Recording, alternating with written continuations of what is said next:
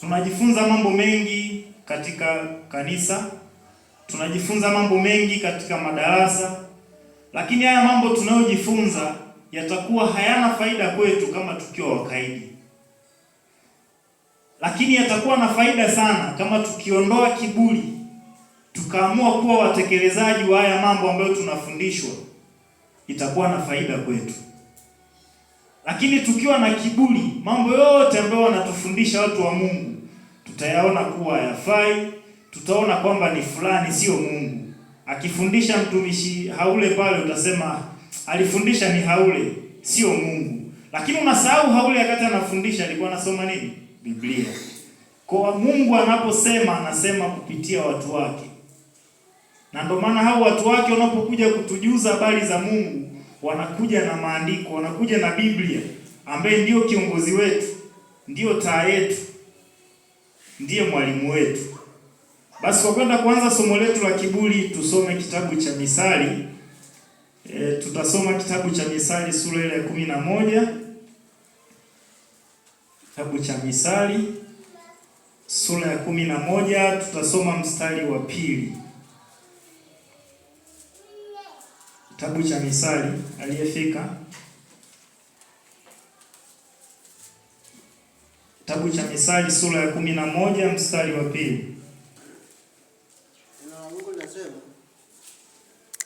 ijapo kiburi ndipo ijapo aibu, bali hekima hukaa na wanyenyekevu. Asante. Anasema kijapo kiburi ndipo ijapo aibu. Yaani kwa tafsiri ya haraka ni kwamba unapokuwa na kiburi, mwisho wa siku matunda unayoyapata ni aibu. Yaani matunda ya kiburi ni aibu. Ukishindwa kutii maagizo, kinachotokea ni aibu. Ni sawa mtu akawa na tabia za wizi. Unamwambia bwana acha wizi, anasema hapana, mimi naendelea maana napata faida. Nachukua tu kitu cha mtu bure, naenda nakitumia hata sijakitafuta kwa jasho langu, wewe ni hai. Unamwambia sawa, endelea. Sasa siku akija kukamatwa, ndio utaelewa hapa wanavyosema kwamba kiburi mwisho wake ni aibu. Ukiwa na kiburi unakuwa mkaidi wa maagizo muhimu. Yale maagizo ya msingi, wewe unakuwa ni mkaidi. Hicho ndo kiburi ambacho tunakizungumzia hapa leo. Hatuzungumzii kiburi cha mwalimu na mwanafunzi darasani, hapana. Tunazungumzia kiburi cha kukaidi maandiko matakatifu. Kiburi cha kuikaidi Biblia inachokisema. Na kuchagua baadhi ya mambo ambayo yanaonekana ni mazuri. Kwa hiyo unachagua yale mambo yanaonekana mepesi ndio haya kidogo angalau, lakini haya mengine hapana. Haya yamekuwa magumu. Yaani unabagua neno la Mungu, unasema haya yamekuwa magumu mno kuyashika au kuyazingatia. Ila yale ambayo yanaonekana ni mazuri kwetu ndio tunayashika. Sasa tukifanya hivyo tunakuwa tupo kiroho, tunakuwa tupo kimwili. Na mwisho wake ni nini? Tutapata aibu. Na aibu ambayo tutaipata sisi wa Kristo sio ya kudhalilishwa hapa duniani, ya kudhalilishwa jehanamu kwenye moto usiozimika. Lakini ni pale tutakapokuwa na kiburi mbele za Mungu. Maneno ya Mungu yanapita, unasema hani fulani alikuwa anasema, milo alinihusu. Lazima tuwe makini kuzingatia Mungu nini anataka. Labda huyo mtu ambaye alikuwa anakifundisha hicho kitu pengine kakitafsiri vibaya, au ametoa maana za uongo ambazo haziendani na neno la Mungu. Lakini kama yuko sahihi, amesimama kwenye maandiko, hapo lazima tutarudi kwenye kauli ya Yesu. Anasema sitawahukumu mimi, ila neno ninalowaambia ndio litakalowahukumu. Kwa sisi tusijiandae kwenda kujibizana na Mungu. Unajua kuna ile mtu akiwa mtaalamu kuongea anasema mimi siku ile nitajitahidi kuzungumza na Mungu. Nitamuelekeza Mungu, kidogo hali yangu ilikuwa sio nzuri kiuchumi, mambo yalinibana mengi. Ndio maana sikufanikisha kutimiza neno lako. Kuna watu wanajiandaa kwenda kujitetea mbele za Mungu. Lakini Yesu alishatuambia mapema, yeye hata tuhukumu yeye. Neno. Yaani neno ambalo limeandikwa kwenye Biblia, ambalo hata muda mwingine ukishika Biblia unaiweka kwenye mavyombo machafu unaifunika huko. Hilo neno unalolifunika ndio ambalo litakuhukumu siku ya mwisho. Ndio maana hapa tunakumbushana kwamba tuondoe kiburi cha kukaidi maneno ya Mungu, ili siku ile ikawe ni tiketi njema ya sisi kuweza kupita. Kwa sababu kitakacho tuhukumu siku ile ni neno la Mungu. Tusio wakaidi wa maneno ya Mungu yanapopita. Ni bora tukakubali kutubu, kubadilika, kuwa na msimamo chanya wa kufuata mawazo ya Mungu kuliko kufuata mawazo ya mwanadamu. Maana unaposema kutubu lazima kuwe na mabadiliko. Yaani ukisema tu Mungu samahani, basi yameisha, kesho unarudia tena, wewe hujatubu, unafanya maigizo. Ukitubu lazima mabadiliko yaonekane kwenye vitendo. Huyu ndo tunasema mtu ametubu. Manake nilikuwa mlevi, sasa nimeielewa imani, kuanzia leo naacha pombe. Huyu ndo mtu aliyetubu. Sasa kwa watu wengine huwa anafanya maigizo. Anafanya tena Mungu nisamehe, tena kesho Mungu nisamehe. Sio mpango wa Mungu huo. Mpango wa Mungu ni kututoa kule kwenye mambo ya kale na kutufanya kiumbe kipya ndani ya Ukristo. Sasa tumesoma hapa kitabu cha Misali kwamba mwisho wa kiburi ni aibu. Sasa je, mimi na wewe tuko tayari kupata aibu siku ya mwisho? Sidhani kama kuna mtu yuko tayari. Kwa hiyo tuendelee kuyatii maneno ya Mungu yanapokuwa yakipita katika masikioni mwetu. Tusome hicho kitabu cha Misali sura ya 16. Kitabu cha Misali sura ya 16 mstari wa 5. Kitabu cha Misali sura ya 16 mstari wa 5. Anasema, kila mwenye moyo wa kiburi ni chukizo kwa Bwana, hakika hata kosa adhabu. Yaani mpaka Biblia inasema hakika. Yaani ukiona Biblia imetumia neno hakika, manake hilo jambo lazima litokee. Yaani haliwezi kwenda bure. Ndio maana anasema mwenye kiburi ni chukizo kwa Bwana. Yaani ukiona moyo wa kiburi mbele za Mungu ni chukizo. Kwa sababu mwenye kiburi sio kwamba haelewi. Yaani mwenye kiburi anaelewa kabisa anachokifanya, anakijua. Anafahamu kabisa hili jambo ni dhambi, ila anafanya. Kwa sababu ukasema mtu ana kiburi kama hajui. Lazima huyu mtu anajua, ana taarifa, kama ni kwenye madarasa jambo hilo limefundishwa sana, lakini bado huyu mtu anaendelea kulifanya. Ndio anasema huyu ana kiburi kwa sababu anafahamu kabisa madhara ya kufanya hilo jambo. Anajua kabisa anamkosea Mungu. Kuna ile kauli unasemaga basi ila Mungu ndiye atanisamehe wewe kwenye hili. Wewe hapana wewe. Ndio kiburi chenyewe. Wewe unafanya jambo unasema ila kwenye hili bwana mimi basi bwana. Mungu mengine haya anayaangalia hata nani hata balance kidogo. Balance neno lake. Biblia inasema neno la Mungu halitarudi bure, litatimiza mapenzi yake. Sasa mimi mwanadamu nani mpaka nimshauri Mungu alibalance neno lake? Yaani mimi kwamba na akili kubwa kumzidi Mungu. Ndio kiburi chenyewe. Yaani ukiona umefika hatua unaanza kukosoa kila neno la Mungu, ujue umeshafikia hatua ya kiburi. Nikipita wakihubiri upendo ulikopo zamani, siku hizi yawe. Ndio kiburi chenyewe. Wakihubiri utoaji unasema wa madhehebu ndio wenyewe. Watu waache sina 200 zetu. Ndio kiburi chenyewe. Kiburi kinatokana na kukaidi maneno ya Mungu. Ndio kiburi ambacho tunakiangalia hapa leo. Lakini kukaidi nako kuzungumzia hapa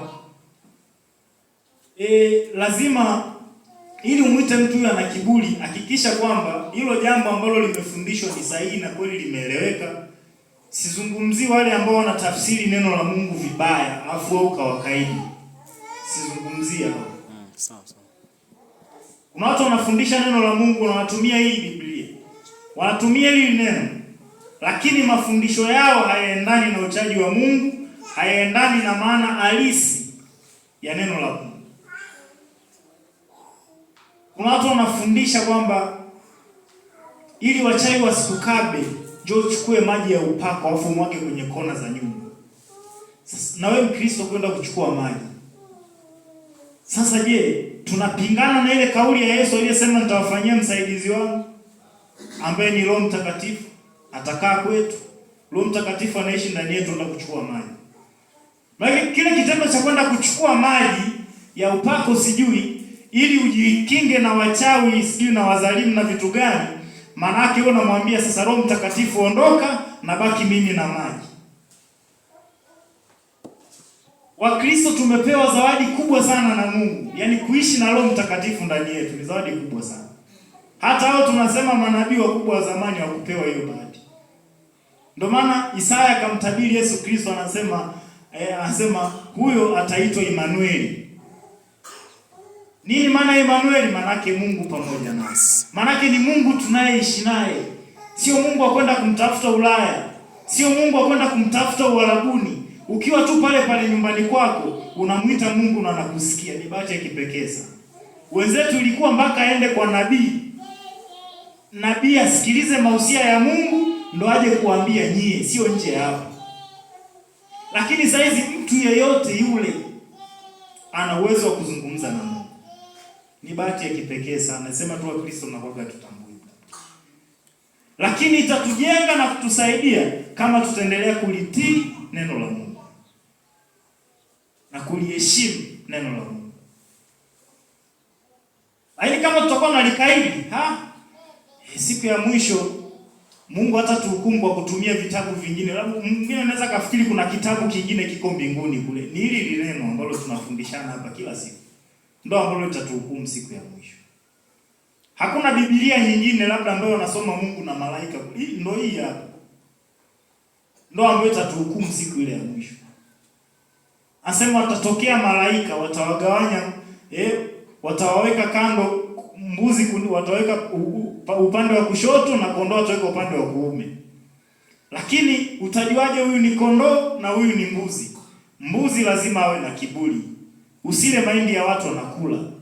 Huyo ndo mbuzi. Lakini kondoo ukimwambia kula hapa, hata ukiondoka ukirudi utamkuta anakula. Kwa kuna utofauti mkubwa kati ya kondoo na mbuzi. Lakini sisi ni vizuri kwa kuwa tumeanza safari nzuri ya kuchagua kundi la kondoo. Ndio maana tupo ndani ya imani ya Kristo. Basi tuhakikishe ndani yetu tunakiondoa kiburi, ili tuweze tukaione mbingu.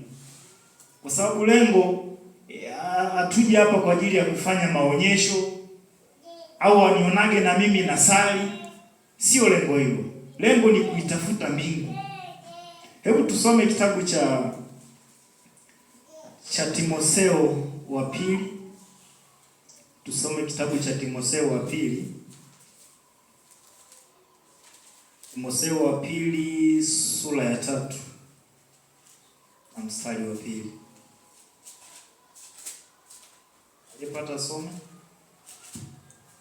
Maana watu watakuwa wenye kujipenda wenyewe, wenye kupenda fedha, wenye kujisifu, wenye kiburi, wenye kutukana, wasiotii wazazi wao, wasio na shukrani, wasio wasafi.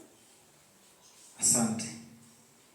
Lengo langu mimi hapo walikuwa wanatabiria watu wa mwisho wa siku za mwisho namna watakavyokuwa. Lakini ni wale watu ambao neno la Mungu aliko ndani yao ndio wanaotajwa hapo. Yaani kama neno la Mungu liko ndani yako uweze kuwa na sifa ambazo zinatajwa hapo. Kaweza kusema kujipenda wewe mwenyewe, yaani wengine wapende, unajipenda wewe peke yako. Lakini zaidi sana ni hilo neno ambalo nimelitarget hapo, ni hilo la kusema wenye kiburi. Kwa ndani ya hizi siku za mwishoni kutakuwepo na watu wenye kiburi. Sasa itakuwa ni mbaya kwangu kama na mimi nitakuwa ni mmoja wapo kwenye hilo kundi la watu wenye kiburi. Nisije nikadhani ni sifa kuwa na kiburi mbele za Mungu. Lakini peleki popote. Ukienda mtaani wanasema dawa ya jeuri ni kiburi. Yaani mtu akikufanyia ubaya unamlipa ubaya. Ndio tafsiri hiyo kauli. Anasema, wengine wanasema ukimwaga mboga mimi namwaga ugali. Kwa mtaani kumejaa visasi. Lakini neno la Mungu halitufundishi visasi. Linatufundisha kusamehe, linatufundisha kuchukuliana. Lakini tukiwa wakaidi, tutatii kauli za mtaani kuliko neno la Mungu, kitu ambacho ni hatari kwetu wa Kristo. Kauli za vijiweni tutaziheshimu. kama tukiwa na kiburi na kukaidi maneno ya Mungu. Lakini kama tumelishika neno la Mungu ndani yetu, tutaishi ndani ya neno, hatutaishi kwenye misimamo ya vijiweni, misimamo ya ndugu zetu, misimamo ya babu zetu na shangazi zetu. Maana ukienda kwenye kila ukoo, watu wana tamaduni zao na wana misimamo yao. Lakini kama tamaduni hizo na misimamo hiyo haiendani na neno la Mungu, hatupaswi kuizingatia. Tukizingatia mambo hayo, kitakuwa ni kiburi mbele za Mungu. Kwa kuwa tutakuwa tumeliacha neno lake, tumeamua kufuata yale ambayo tunayaona sisi yako sahihi. Sasa hapo kiangalia kitabu cha Timotheo hiki, hakikuandikwa kwa ajili ya Timotheo peke yake. Kimeandikwa kwa ajili ya watu wa siku nyakati za mwisho, ambaye ni mimi pamoja na wewe. Na tumefundishwa mara nyingi sana, nyakati za mwisho zilianza muda mrefu tangu alipoondoka Yesu Kristo kwenda mbinguni akaliacha kanisa. Kuanzia wale mitume walipokuwa wanalihubiri neno la Mungu mpaka wakabatizwa watu 3000, wote walikuwa wanaishi ndani ya nyakati za mwisho mpaka leo hii. Kwa tunaposema nyakati za mwisho hazikuanza jana wala juzi. Tangu Yesu alipoliacha kanisa akaenda mbinguni, akasema naenda kuandalia makao, wote tuliobakia hapo tunaishi nyakati za mwisho. Kwa hizi maneno ambayo yanazungumzwa hapo kwamba watu watakuwa wanajipenda wenyewe, watu watakuwa na kiburi, watu watakuwa wasaliti, ndio mambo yanayotokea na yanaendelea na tunayaona.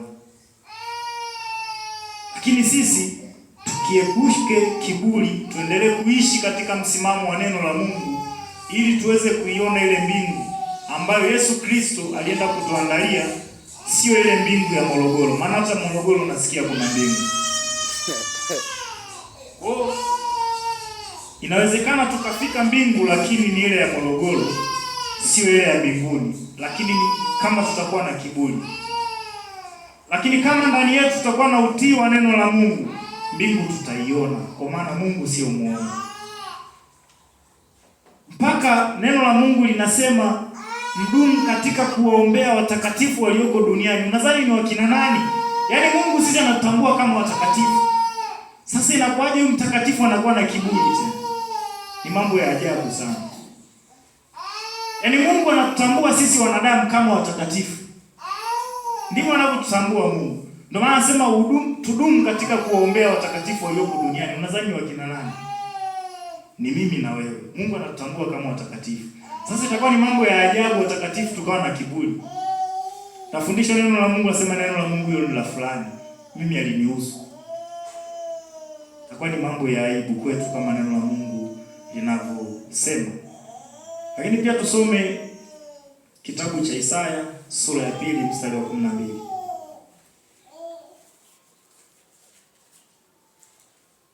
Kitabu cha Isaya sura ya 2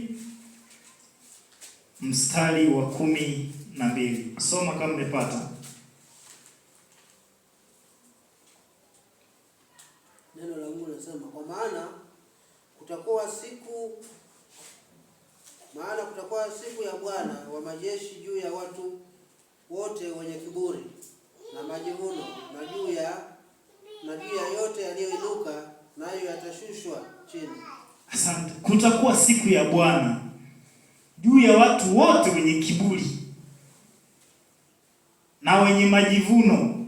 Kwa bahati mbaya zaidi, hivi vitu vinaenda pamoja. Yaani ukiwa na kiburi lazima uwe na majivuno. Wakwambia jambo lilifanya sema kuna hata nifundisha nini huyo? Kwanza elimu yake ndogo. Kwanza uelewa wake mdogo, mimi najua mengi kuliko yeye. Ndo kiburi chenyewe, ndo majivuno yenyewe. Lakini sasa ndo tuwe na kiburi mpaka mbele za Mungu aliyetuumba, tumfanyie kiburi? Ni mambo ambayo yapendezi kabisa. Ulimfanyia kiburi mwalimu wako kipindi unasoma shule, lakini tunayemfuata hapa sio mwalimu, ni Mungu. Kwa mwingine anasema mbona hata darasani mimi nilikuwaga mchelewaji, nilikuwa nafanya vituko vingi, lakini hapa hatujaja kwa mwalimu, hapa hatujaja shuleni, hapa tumekuja kuitafuta mbingu. Kwa tukiishi na kiburi, tunakuwa tumeshindwa kutofautisha mazingira ya kibinadamu na mazingira ya kimungu. Tunakuwa tumeshindwa kutofautisha mazingira ya watu wa rohoni na mazingira ya watu wa mwilini. Kwa mtu wa mwilini kwake vyote ni sawa. Hana cha kupoteza yeye, wanasema hana cha kupoteza. Yeye kwake ni sawa. Kwa sababu yeye mtu mwenye kiburi anaishi kwenye ile ufunuo inayosema ukiwa mtenda dhambi tenda sana. Kondo anakuwa anaishi kwenye ule msimamo. Yaani ukiwa mchawi kaba kweli kweli, yani roga hasa. Kwa hiyo anakuwa anaishi kwenye ule msimamo. Anakuwa amejiandaa, yani yuko tayari kuipokea jehanamu. Wapo watu wa aina hiyo wanasema, mimi mbona najielewa kabisa, mimi mbingu sitoboi. Yaani mbinguni sifiki. Wapo watu wa aina hiyo. Anasema mimi mbinguni wapi? Mimi najielewa kabisa, mimi mbinguni siendi.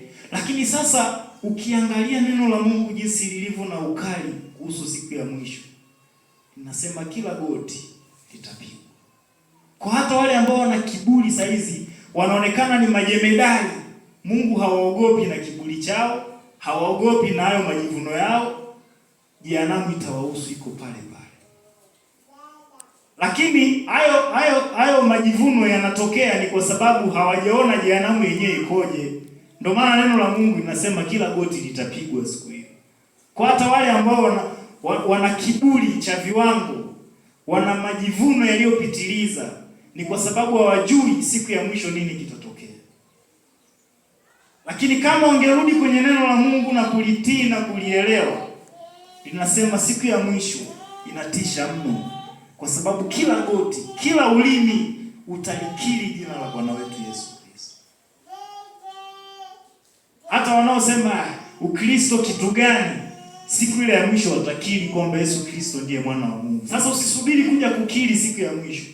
Bora umkiri saizi, ili wanapomkiri waliochelewa wao umepita huko upande wa mbinguni. Usisubiri siku ya mwisho unaanza, Yesu mwenye nilikuwa nakupenda ila basi unakuwa umechelewa. Nilikuwa nalitaja jina lako na kuimbia na tenzi na lisifu na neno lako, lakini ulikuwa utimizi neno la Mungu. Ulikuwa unaimba lakini mengine yaani umechagua la kuimba na kusifu, afu mambo mengine unapuuzia. Mungu anataka tuliheshimu neno lake.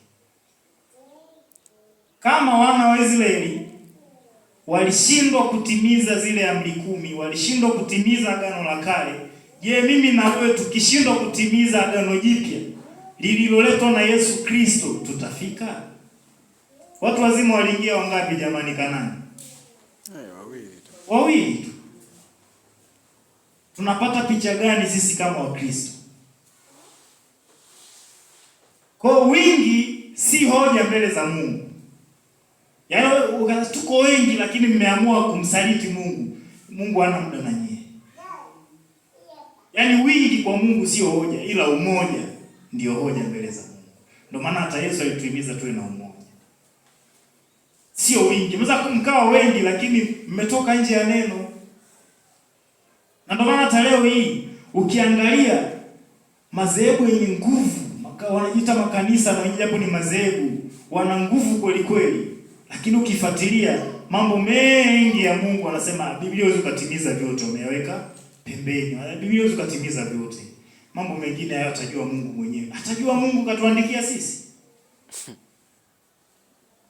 Haya mambo yaliandikwa ili sisi tuyatimize na tuyafuate. Hayakuandikwa ili mambo mengine tuchague. Labda inawezekana mimi ndo sijaelewa, maana hakuna kitabu kwenye Biblia ambacho kinaonyesha kwamba tufanye baadhi ya mambo na mengine tuyaache, hasa agano jipya. Sijaona. Kama kuna sehemu pamesema tuwe na upendo ila utoaji tuache. Tuwe wapole ila kwenye ugomvi hapo hata ngumi 2-3 narusha. Hakuna paliposema. Bali tunatakiwa kulitii na kuliheshimu neno la Mungu. Yatawezekana hayo tukiondoa kiburi. Mambo mengi tunafundishwa lakini kwenye utekelezaji ndio tunaachana. Kwenye kufundishwa tunakuwa 20, kwenye utekelezaji tunabaki 2 kama walioingia wapi?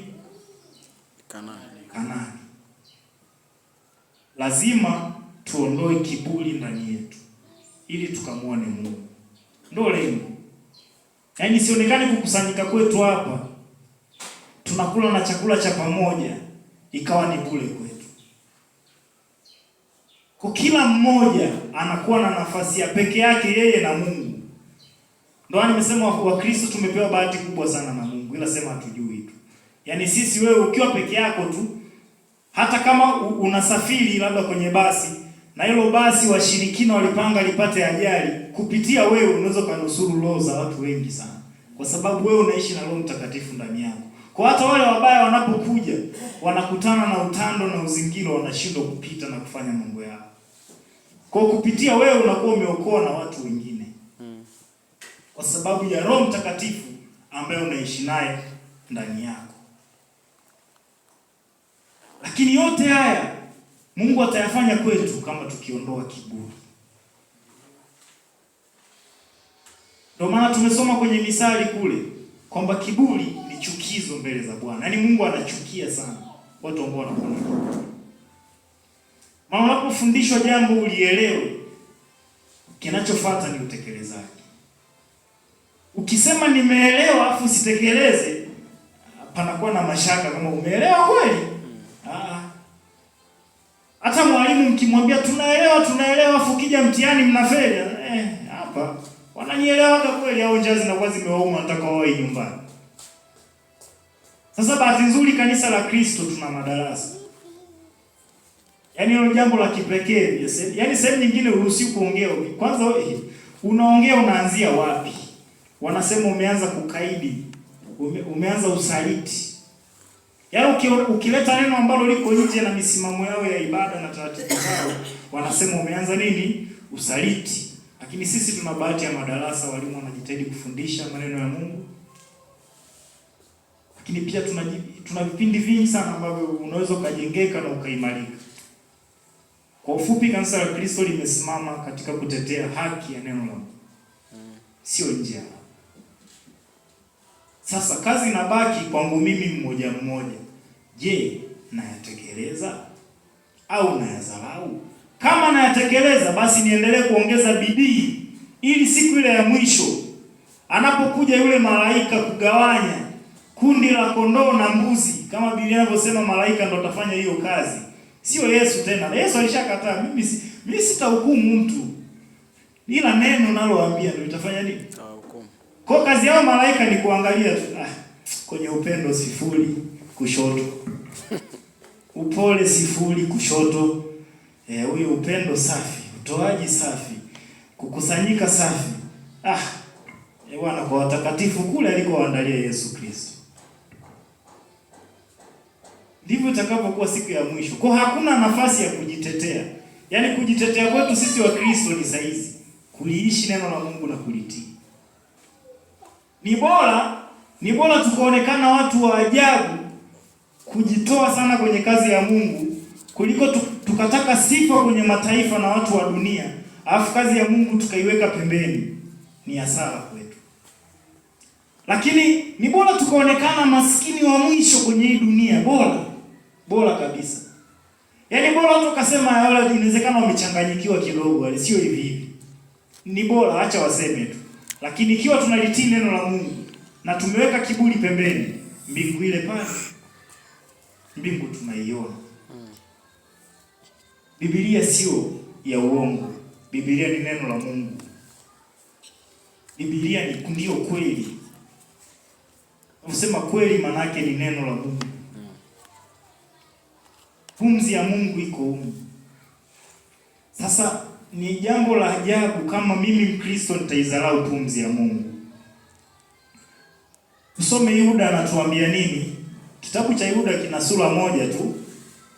Lakini muda mwingine ni vizuri mtu ukipata muda hata kasura ka Yuda kana kushinda kusoma kweli jamani. Kwa hiyo hata mtu ukipata muda siku moja nyumbani, na sio ukipata muda, tenga ratiba kwa ajili ya kusoma neno la Mungu, ni vizuri. Wala sio vibaya, kwa sababu tunatafuta kuokoa roho zetu. Kitabu cha Yuda kina sura moja tu, wala kina sura nyingi. Nisomee mstari wa 16. Kitabu cha Yuda mstari wa 16. Sema watu hawa ni wenye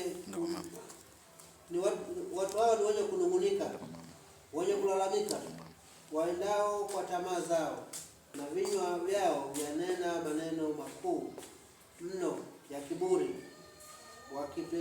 wakipendelea watu wenye cheo kwa ajili ya faida. Asante. Kwa kwenye hii dunia tunao watu ambao wananena maneno makuu mno yenye kiburi.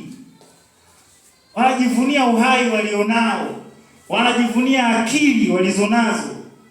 Sasa isiwe ni mimi na wewe tukajivunia akili tulizonazo, uwezo tulionao, kufanya kiburi na kuongea maneno ya kiburi mno, maneno makuu mno ya kiburi kama Biblia inavyosema. Yaani ukiona neno linasema mno, manake sana. Yaani mtu ana kiburi sana. Ana kiburi sana, ndio maana anaongea maneno makuu mno ya kiburi. Watanifanya nini? Kwani yeye ni nani? Yeye anaongea kama nani? Hayo maneno hatupasi kuyaleta kwenye masuala ya Mungu. Yeye ni nani? Kwanza simuogopi. Kwa bahati nzuri alichokuwa anakufundisha mtu wa Mungu alikuwa anakufundisha kakitoa kwenye neno. Kwa wewe hayo ya kusema simuogopi, yeye ni nani hayakusaidii. Kwa sababu alikuwa anasoma neno la Mungu, anafikisha ujumbe. Ndio maana Petro akasema, "Je, imepasa kumtii mwanadamu kuliko Mungu?" Hapana, imetupasa kumtii Mungu kuliko wanadamu. Kwa tunapomtii Mungu kuliko wanadamu, maana kwetu kiburi tumekiweka kando, wala hatutaweza kuongea maneno makuu mno ya kiburi. Lakini kama shetani atakuwa ametutawala, kiburi kitakuwa ni sehemu ya maisha yetu. Na tutakuwa ni Wakristo mapambo, Wakristo jina. Tutakuwa ni Wakristo ambao tumepanga foleni ya kwenda mbinguni katika mawazo yetu, lakini kumbe tumepanga foleni ya kwenda motoni. Ni pale tu tunapokuwa na kiburi. Neno la Mungu linafundishwa tulifundishwa juzi upendo, leo tena upendo, leo tena upendo. Sasa unatekeleza? Nimefurahishwa sana na matangazo ya asubuhi. Mtu mmoja akawa anashukuru kwamba watu walifika wakafanya matendo ya huruma. Ndio mambo anayotaka Mungu. Mungu anataka utekelezaji. Sio hicho nakijua utakisema kiburi. Kiburi nakijua. Kipo kitabu cha Misali, sijui na kitabu gani, unatekeleza.